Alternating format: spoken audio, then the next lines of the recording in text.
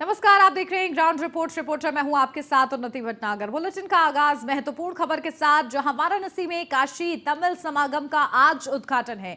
करीब 2 बजे प्रधानमंत्री नरेंद्र मोदी काशी तमिल समागम का उद्घाटन करेंगे। तो वहीं सीएम योगी भी काशी तमिल संगम कार्यक्रम में शामिल होंगे। कार्यक्रम में सांस्कृतिक आदान प्रदान की प्रक्रिया होगी। बीएचयू में 1 महीने तमिल काशी की संस्कृति की झलक दिखेगी। तमिल व्यंजनों का लुत्फ उठाएंगे काशीवासी। 1 महीने तक तमिल खान पान और संस्कृति से रूबरू होंगे।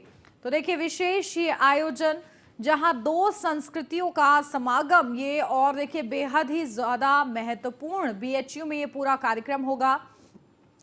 और इस संगम के लिए देखिए बड़ी तैयारियां की गई हैं। 1 महीने तक करीब तमिल खान पान और संस्कृति से काशीवासी रूबरू हो पाएंगे और तमिल वासी भी काशी वासियों की जो संस्कृति है उससे रूबरू हो पाएंगे। करीब 75 स्टॉल्स लगाई जाएंगी और इस दौरान अलग अलग जो विशेष चीजें हैं वो वहां पर लगाई जाएंगी, जिनका लुत्फ वहां के लोग उठा पाएंगे। और एक तरीके से संस्कृति के आदान प्रदान की ये पूरी प्रक्रिया रहेगी, जो कि 1 महीने तक चलेगी। और आपको बता दें, इसके लिए प्रधानमंत्री नरेंद्र मोदी का आज आगमन होगा काशी में 2 बजे करीब बताया जा रहा है। बड़ा ये पूरा कार्यक्रम है और इस कार्यक्रम में प्रधानमंत्री नरेंद्र मोदी की तरफ से क्या संदेश दिया जाता है ये देखना होगा। सीएम योगी आदित्यनाथ भी मौजूद रहेंगे इस दौरान। और काशी वासियों के लिए एक सुनहरा मौका, अलग अलग संस्कृति को देखने के लिए, संस्कृति से जुड़े चीजों को देखने के लिए। तो वहीं जो तमिल वासी हैं वो भी देख पाएंगे कि आखिर काशी, जो कि हर जगह प्रसिद्ध है, क्यों काशी की आखिर इतनी चर्चा होती है, वो अपनी आंखों से ये देख पाएंगे। काशीवासी जिस तरीके से गंगा जमुनी तहजीब के साथ रहते हैं और सभी को एक अपनापन महसूस कराते हैं, ये काशीवासियों की खासियत है। और उससे कहीं ना कहीं तमिलनाडु वासी भी रूबरू हो पाएंगे। अपडेट लेते हैं, हमारे संवाददाता संतोष ओझा हमारे साथ जुड़ गए हैं। संतोष, देखिए ये विशेष कार्यक्रम, प्रधानमंत्री का इसमें आगमन अपने आप में और ज्यादा खास इस पूरे प्रोग्राम को बना देता है।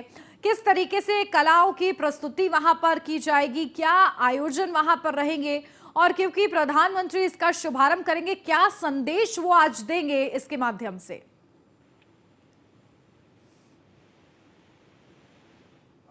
30 दिवसीय कार्यक्रम की शुरुआत, जैसा कि नाम है इसका, काशी और तमिल दोनों संस्कृति को बताने का एक प्रयास है, दोनों संस्कृति को समझने का एक प्रयास है। और सबसे जो बड़ी बात है वो ये कि निश्चित तौर पर प्रधानमंत्री के साथ साथ तमिलनाडु के नेता और खास करके यूपी से जुड़े हुए लोग और कुछ केंद्रीय नेताओं की भी यहाँ पे उपस्थिति होगी। सबसे जो बड़ी बात होगी वो ये कि 75 वो स्टॉल यहाँ पे लगाए हैं कार्यक्रम स्थल बीएचयू कैंपस ग्राउंड में, जो यहाँ के संस्कृति के साथ ही साथ तमिलनाडु के रूबरू कराएगा। दूसरी ओर यदि देखा जाए, यहाँ पे 2 चित्र प्रदर्शनी लगाई गई हैं। दोनों चित्र प्रदर्शनियों की अलग अलग खासियत है, खास है। एक चित्र प्रदर्शनी में जहाँ मंदिरों को दिखाया गया है, तमिलनाडु के प्रसिद्ध मंदिरों को दिखाया गया है, वहीं दूसरी ओर यदि देखा जाए तो दूसरे प्रदर्शनी में जो वर्ष हैं, जो अलग अलग साल हैं, जो समय के गुजरते हुए समय के साथ, उनकी पूरी रूपरेखा दिखाई गई है। और यही वजह है कि जब तमाम तैयारियों के साथ आज लगभग 2 बजे प्रधानमंत्री यहाँ पे आएंगे, इस कार्यक्रम की शुरुआत करेंगे। और इस कार्यक्रम की शुरुआत के साथ साथ जो सबसे बड़ी बात होगी वो ये, जैसा कि पहले भी कहा और आप भी कह रही हैं इन बातों को, इस धार्मिक और सांस्कृतिक नगरी जो काशी है, उस नगरी में तौर पर ये कहा जा सकता है कि तमिलों का जो खास करके दक्षिण भारतीयों का एक समन्वय का जो रुझान था या टूटन था, ये कहा जाए तो ज्यादा था, तो टूटन को फिर से जोड़ने का प्रयास है। समझा जा सकता है कि सभा स्थल पे पूरी तरीके से तैयारियां अंतिम रूप पे दी जा रही है, जहां सफाई की जा रही है, वहीं दूसरी ओर लोग अपने आप कर रहे हैं। और सबसे जो बड़ी बातें आएंगी सामने वो ये कि प्रधानमंत्री जब आएंगे तो न केवल एक संदेश देंगे, बल्कि ये संदेश सबसे कि एक भारत श्रेष्ठ भारत का जो उनका अपना पहले से नारा है, उस नारे को न केवल बुलंद करेंगे बल्कि इस बात को भी बल देंगे कि चाहे वो दक्षिण हो, चाहे वो उत्तर हो, पश्चिम हो या पूरब हो, सारे एक है, सारे भारतवर्षी हैं और सबको एक साथ राष्ट्र निर्माण में काम करना चाहिए। जी बिल्कुल। और संतोष, देखिए आपके पीछे जो तस्वीरें मैं देख पा रही हूँ, बेहद ही खूबसूरत तरीके से ये पूरा आयोजन होने वाला है। जो तस्वीरें वहां से निकलकर सामने आ रही हैं, संतोष, देखिए ये भी जानकारी मिल रही है कि वहां पर खास तौर से संस्कृति से जुड़ी हुई प्रदर्शनी भी दिखाई जाएंगी। किस तरीके से उसका आयोजन रहेगा? देखिए, संस्कृति की बात करें तो हम आइए आपको इस प्रदर्शन में ही लेके चलते हैं, इस गैलरी में ही लेके चलते हैं। ये जो आप दीवारों पे देख रही हैं, ये तमिलनाडु के उन मंदिरों की तस्वीरें हैं जो अपने आप में खास है और सभ्यता और संस्कृति के परिचायक है। शुरुआत यदि इसकी की जाए तो ये देखिए, काशी विश्वनाथ का कॉरिडोर है और इस कॉरिडोर के बगल में तमिलनाडु का प्रसिद्ध मशहूर मंदिर या ये कहा जाए कि मशहूर मंदिर बृहदेश्वर महादेव। मतलब ये महादेव और काशी के महादेव, इन दोनों महादेव या ऐसा कहा जाए कि तमिलनाडु के तमाम देवताओं का जो समन्वय है, शिव मंदिर है, विष्णु मंदिर है, उनका यहाँ पे प्रदर्शन किया गया है, उनको प्रदर्शित करने का प्रयास किया गया है। और इन सबों के पीछे का जो उद्देश्य है, इन सबों के पीछे का जो मकसद है, वो सिर्फ ये है कि जो अलग अलग जगहों से तमिलनाडु के या ये कहा जाए कि उत्तर के अलग अलग जगहों से लोग आएंगे, वो उन संस्कृतियों को, उन सभ्यताओं को, उनकी जो खाती है, जो धार्मिक खातियां हैं, उन चीजों को न केवल प्रशिक्षित हो बल्कि उनसे रूबरू भी हो। सबसे जो खास बात इस गैलरी की है वो ये कि जहाँ शुरुआत तमिलनाडु के मंदिरों से किया गया है, वहीं इसको पैकअप या ये कहा जाए कि चित्र प्रदर्शनी के इस गलियारे के लास्ट में बनारस के मंदिरों को दिखाया गया है। अब चाहे वो नील घाट हो, चाहे वो रजतपुरी का मंदिर हो या फिर दूसरी मंदिरें हो जो साउथ से अपने संबंध रखते हैं या फिर दूसरे धर्मों से रखते हैं, जैसे गौड़िया मठ है, ये कृष्ण मंदिर है, लेकिन इनको भी दिखाया गया है। वही ब्रह्मा घाट पे 13वीं और 14वीं शताब्दी की मंदिरों का भी चित्रण किया गया है, प्रदर्शित किया गया है। भगवान शिव जो केदार 3 खंडों में बसते हुए बनारस का एक खंड केदारेश्वर है, उन केदारेश्वर को दर्शाया गया है। कुल मिला के देखा जाए तो दक्षिण और उत्तर का जो समन्वय है, जो प्रयास किया गया है लोगों को जोड़ने का, वो निश्चित तौर पे प्रदर्शनी में और आयोजन दिखाने का प्रयास है। ठीक, बिल्कुल। और संतोष, देखिए किस तरीके से एक एक चीज को कितनी बारीकी से समझाने का प्रयास भी यहाँ पर किया गया है। और देखिए कितना उत्साह वहाँ के लोगों में है, वो कितने ज्यादा खुश नजर आ रहे हैं। देखिए, स्वाभाविक सी बात है, चाहे वो बनारस हो, बनारस की सड़कें, कार्यक्रम स्थल तक लगातार लोगों का जमावड़ा है। लोग खुश हैं, उस पल का इंतजार कर रहे हैं जब कार्यक्रम का आगाज होगा। और उससे भी जो बड़ी बातें होंगी वो ये कि वो संस्कृति जो समय के साथ कहीं ना कहीं ओझल हो रहा था, उस संस्कृति को बनाने का और साथ साथ जोड़ने का प्रयास किया गया है। और यही वजह है कि लोग काफी उत्साहित हैं, काशीवासी उत्साहित हैं इस बात को लेकर आज उन्हें न केवल प्रधानमंत्री को सुनने को मौका मिलेगा, बल्कि ये कहा जाए कि दक्षिण के जो संस्कृति है, दक्षिण के जो सभ्यताएं हैं, दक्षिण के जो खान पान है, जो वहाँ की व्यवसायिक गतिविधियां, इन गतिविधियों से भी रूबरू होने का सबसे बड़ा खास है। सबसे जो खास बात है, जैसा कि हमने आपको बताया, 75 अलग अलग स्टॉल्स लगे हैं। इन 75 स्टॉल में तमाम ढंग की बातें की गई हैं। आइए हम एक आपको और प्रदर्शनी दिखाते हैं। इस प्रदर्शनी में देश के आजादी से जुड़ा हुआ है। देखिए, ये इसका गेट है। गेट को यदि आप ध्यान से देखें तो तमिलनाडु के मंदिर को एक तरफ दर्शाया गया है, जबकि दूसरी तरफ काशी विश्वनाथ के मंदिर को दिखाया गया है। प्रतिनिधित्व साफ का मतलब है, फोटो के माध्यम से ये दिखाने का प्रयास किया गया है कि तमिलनाडु और काशी जो सभ्यताएं हैं, जो संस्कृति है, लगभग एक है। यदि इस गैलरी की बात करें, गैलरी को लेकर चले तो निश्चित तौर पे आपको हम सबसे पहले देखिए यहाँ पे एक एलईडी दिखाएंगे। इस एलईडी में जो अंग्रेज शासन है, ये कहा जाए जो हमारे पास अंग्रेजी हुकूमत थे और किस लिए वो इंडिया में आए, किस तरह से जुल्म किए और इस जुल्म के साथ किस ढंग से अपने आप को परेशान किए लोगों को और बाद में देश की आजादी को कैसे ली। सबसे जो बड़ी बात इस चित्र गैलरी में दिखाना चाहेंगे वो ये कि गैलरी में ये जो पोस्टर्स देख रहे हैं वो साउथ के वो फिल्में हैं जो कहीं न कहीं से प्रेरक है और इस बात के लिए प्रेरक है कि देश जब आजाद हुआ, अलग अलग सन के बने हुए फिल्म है और देश जब आजाद हुआ, आजादी पे बने हुए ये फिल्म है, लोगों को एक भावना देती है। दूसरी ओर यदि आया तो बीच में इन प्रदर्शनी के बीच में एक अलग अलग लोगों के, महानुभावों के प्रदर्शनी लगाए गए हैं जिसमें एलईडी लाइट के साथ जगमग करेंगे। अलग अलग जगह के हैं, इसमें कुछ साउथ के भी हैं और कुछ बनारस के भी लोग हैं, या ये कहा जाए कि उत्तर भारत के भी लोग हैं, दक्षिण भारत के भी लोग हैं। तो दोनों लोगों को ये प्रदर्शनी के माध्यम से न केवल उनको दिखाया गया है बल्कि लैंग्वेज जो है ये देखा जाए तो तमिल लैंग्वेज में किया गया है, ताकि जो हमारे प्रतिनिधि आएंगे वो प्रतिनिधि चीजों से न केवल रूबरू हो बल्कि इनके जीवन परिचय को देख के, समझ के, पढ़ के ये बातों का तासीर उनके अंदर आए कि निश्चित तौर पे ये वो लोग हैं जिन्होंने देश को आजाद कराने में, देश को तो एक नई दिशा देने में प्रयास किया था, जो शुरुआत हमने आपसे किया था। सिद्ध प्रदर्शनी की शुरुआत सबसे पहले 1700 से किया गया है। 1700 1857 तक के ये बातों को दिखाया गया है, या ये कहा जाए कि ईस्ट इंडिया कंपनी से शुरुआत करते हुए इसे पूरी तरीके से आगे बढ़ाया गया है और आजादी के तमाम पहलुओं को दिखाया गया है। यदि बात 1918 और 1922 करें तो महात्मा गांधी से मूल आंदोलन या चंपारण हो, चाहे वो राजघाट हो या फिर अहमदाबाद का हो, असहयोग आंदोलन हो, खिलाफत आंदोलन हो, काकोरी कांड हो जिसमें भगत सिंह से लगाए, वो हमारे वीर पुरुष थे जिन्हें आज हम याद करते हैं, राजेंद्र रहली जी को दिखाया गया है। और इससे आगे जब हम आके 1937 या 1939 तक पहुंचे हैं, तो यहाँ पे नेताजी सुभाष चंद्र बोस को दर्शाया गया है।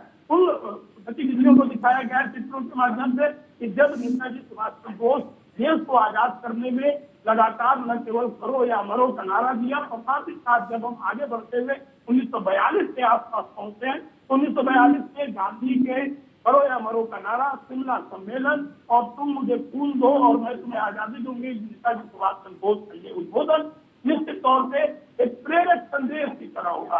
हाँ, इस प्रदर्शनी की जो सबसे खास बात होगी वो ये पूरा हिंदी में दिया हुआ है, तमिल भाषा का प्रयोग नहीं किया गया है। 1940 की बात कर ले, 1950 की बात कर ले, जब देश आजाद हो गया था, और देश आजाद होने के बाद यहाँ पे सरदार पटेल की भी एक कटआउट को महत्व दिया जाए, और यही नहीं, ये दिखाने का प्रयास किया जाए कि आखिर अलग अलग राज्यों में बटा हुआ ये भारत वर्ष को कैसे उन्होंने एक राष्ट्र बनाया, भारत वर्ष का निर्माण किया, और किस तरह अपने गृह मंत्री के काल में इतनी शानदार चीजों को प्रदर्शित किया। जी बिल्कुल, देखिए बहुत ही खूबसूरत तरीके से कहीं ना कहीं संतोष, अगर मैं इन तस्वीरों को देखकर बयां करने की बात कहूं तो ना केवल आज के समय में वर्तमान में जो संस्कृति है उसकी ये कोशिश है, बल्कि आज़ादी के बाद से ही किस तरीके से आज़ादी के लिए कैसे लड़ाई लड़ी गई, फ्रीडम फाइटर्स कौन थे, उन तमाम लोगों के बारे में भी जानकारी दी गई है, जो के लिए वाकई युवाओं के लिए बेहद ही ज़्यादा आने वाले समय में प्रेरणा स्रोत रहेगी।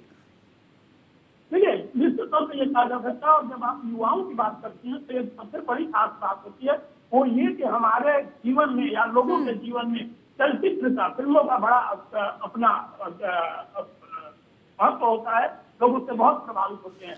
इस गैलरी की एक सबसे और खासियत चीज हम आपको दिखाएं कि तमाम जहाँ देशभक्तों की को दिखाया गया है, देशभक्तों को नमन किया गया है, के काल को दिखाया गया है, कैसे हम आजाद हुए उसको दिखाया गया, वही सीने अभिनेताओं को दिखाया गया है। यदि हम पहले पोस्टर की बात करें, वहीदा रहमान हो, चाहे वो हेमा मालिनी हो, आगे बढ़ते हुए रेखा, तमाम वो फिल्म अभिनेता अभिनेत्री जो साउथ से अपना संबंध रखते हैं, जो साउथ से बिलोंग करते हैं, उनसे भी बड़े बड़े कटआउट लगाए गए हैं।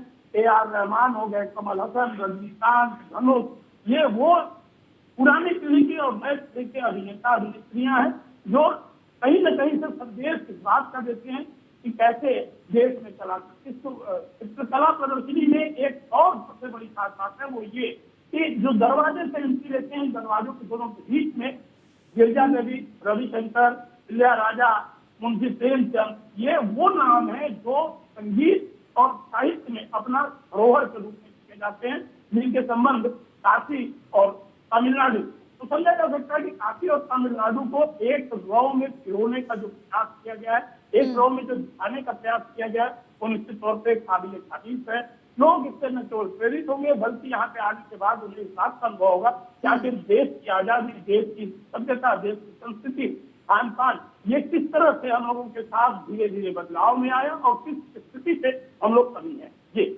बिल्कुल संतोष, देखिए आप लगातार इसी तरीके से तस्वीरें वहां से दिखाते रहिए, क्योंकि कहीं ना कहीं यूनिटी को बढ़ाते हुए ये पूरा खास प्रोग्राम जो है रखा गया है, आयोजन रखा गया है, और इस दौरान 1 महीने तक क्योंकि ये पूरा चलेगा तो बड़ा सुनहरा अवसर होगा जहां दो संस्कृतियों का ये संगम वाकई जो है अपने आप में अलौकिक दृश्य यहाँ पर इस दौरान देखने को मिलेंगे। बहुत शुक्रिया संतोष आपका तमाम जानकारी के लिए। बढ़ते आगे, जहां CM योगी आदित्यनाथ भी क्योंकि मौजूद रहेंगे इस पूरे कार्यक्रम में, तो देखिए किस तरीके से उनका क्या कार्यक्रम रहने वाला है वो भी आपको बता देते हैं। जहां सुबह 11:25 पर अमौसी एयरपोर्ट लखनऊ से रवाना होंगे, दोपहर 12 बजे बाबुतपुर एयरपोर्ट वाराणसी पहुंचेंगे, दोपहर 12:35 पर बीएचयू हेलीपैड पहुंचेंगे सीएम, दोपहर 12:35 से प्रधानमंत्री का आगमन होगा और उनका स्वागत करेंगे सीएम योगी। उसके बाद दोपहर 2 बजे प्रधानमंत्री नरेंद्र मोदी बनारस हिंदू यूनिवर्सिटी पहुंचेंगे। तो वहीं दोपहर 2 बजे के बाद प्रधानमंत्री मोदी के साथ ये कार्यक्रम में मौजूद रहेंगे सीएम योगी। और उसके बाद दोपहर 2 बजे से लेकर 3:45 तक प्रधानमंत्री काशी तमिल संगम का उद्घाटन करेंगे। तो दोपहर 3:50 पर बनारस हिंदू यूनिवर्सिटी से रवाना हो जाएंगे। क्या नाम है आपका? मेरा नाम के वेंकटरमन त्रिपाठी। काशी में 5वीं पीढ़ी यहाँ पर हम लोग रहते हैं। काशी तमिल समागम में आपका भी सहभागिता है। एकदम हम लोग का परम सौभाग्य है कि हमारे देश के प्रधानमंत्री द्वारा पहली बार ये तमिल समागम का आयोजन हो रहा है। इससे क्या होगा, जो तमिलनाडु की विशेषताएं हैं, चाहे धार्मिक हो, व्यापार हो, कृषि के क्षेत्र में हो, शिक्षा के क्षेत्र में हो, और फिल्म जगत से जो वहाँ के जो तमिलनाडु का फिल्म उद्योग है उनका और काशी और यूपी का समन्वय भविष्य में और अच्छे से होगा। क्योंकि वहाँ के जब लोग आएंगे, यहाँ पर जो प्रधानमंत्री मोदी जी और हमारे उत्तर प्रदेश के माननीय मुख्यमंत्री जी के द्वारा जो कार्य काशी में हुआ है, आज भी लोग देख के जब गंगा जी आते हैं देख के एकदम प्रसन्न होते हैं कि ये स्फटिक की तरह सबसे बड़ा जो है गंगा को लेके जो बोला जाता रहा, एकदम शुद्धता और स्फटिक की तरह चमकता हुआ जल है ये गंगा जल। हम लोग को मन करता है कि यहीं पर वास करें, प्रतिदिन गंगा का स्नान करें। उसी तरह देखने जाएंगे आप, हमारा जो विश्वनाथ मंदिर का भव्य कॉरिडोर, पूर्व में तो भीड़ आती रही, लेकिन कॉरिडोर के उद्घाटन के पश्चात इस समय प्रतिदिन 1.5 लाख से 2 लाख हमारे विश्वनाथ जी देवालय में दर्शन कर रहे हैं। तमिलनाडु से आ रहे हैं, आंध्रा से आ रहे हैं, और प्रत्येक व्यक्ति देखने जाएंगे। हमारा जो कॉरिडोर है वहाँ पर सिर्फ चलचित्र लेके जाते हैं। वहाँ पर आप किन किन कार्यक्रमों में शामिल होंगे यहाँ पे हनुमान घाट हमारे पे? जो तमिल समागम में जितने भी मेहमान आ रहे हैं, प्रथम तो प्रत्येक जो 200 का दल आ रहा है उनका गंगा स्नान का कार्यक्रम है हनुमान घाट में। उसके पश्चात तमिलनाडु के प्रसिद्ध कवि जो क्रांतिकारी थे हमारे सुब्रमण्यम भारती जी, आपने काशी में 3 वर्ष यहाँ पर रह के तपस्या की, अपने कवि अपने लेखक के माध्यम से। उनका निवास है, वहाँ पर जाएंगे लोग, दर्शन करेंगे। दक्षिण का जो कांची मठ प्रमुख है वहाँ पर मठ में जाके दर्शन करेंगे। बगल में कामकोटीश्वर पीठ है, वहाँ पर गौरी केदारेश्वर, उसी तरह जो बाबा के काशी के कोतवाल काल भैरव बोला जाता है उनका दर्शन करेंगे। विश्वनाथ जी के मंदिर में दर्शन करेंगे। भविष्य में क्या लाभ होगा इस समागम से? निश्चित है, काशी को हम जब देखते हैं, तमिलनाडु हो चाहे काशी रहो, तमिलनाडु में रामेश्वरम है और वहाँ पर कांची कामाक्षी शक्तिपीठ है। काशी में साक्षात विश्वनाथ जी हैं, यहाँ पर शक्तिपीठ के रूप में देवी विशालाक्षी विराजमान है। व्यापार की दृष्टि से जब देखने जाते हैं, कांचीपुरम का जो सिल्क साड़ी है बहुत ही यहाँ प्रसिद्ध है।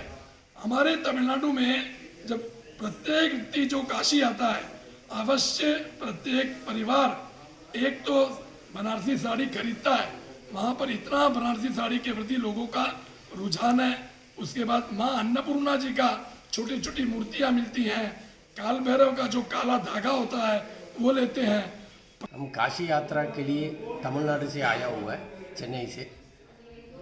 हम इधर तमिलनाडु में इधर काशी यात्रा के लिए आने के बाद ये जगह का हम लोग ने देखा है, बहुत अच्छा बना है, इम्प्रूव किया है।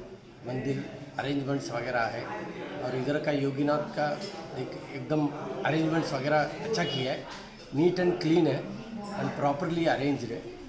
और दूसरा एक है अनदर तमिल संगम का इधर ओपनिंग सेरेमनी के लिए मोदी जी आने वाला है।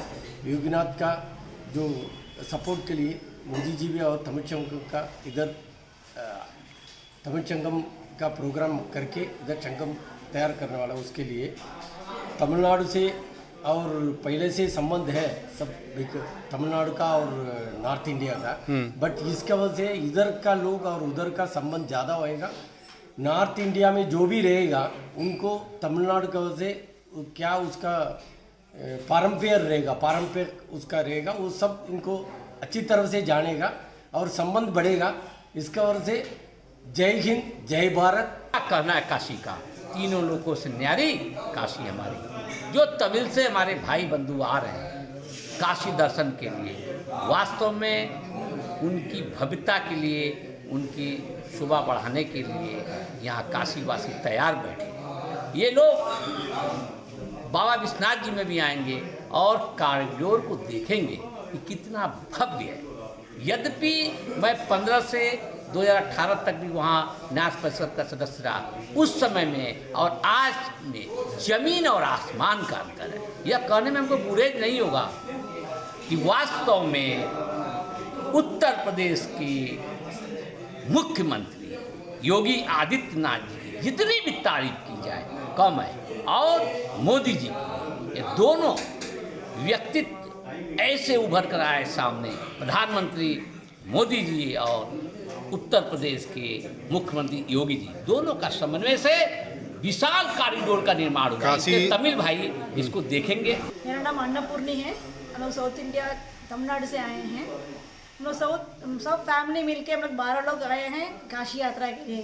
हम लोग रामेश्वरम से शुरू करके यहाँ काशी में आए हैं।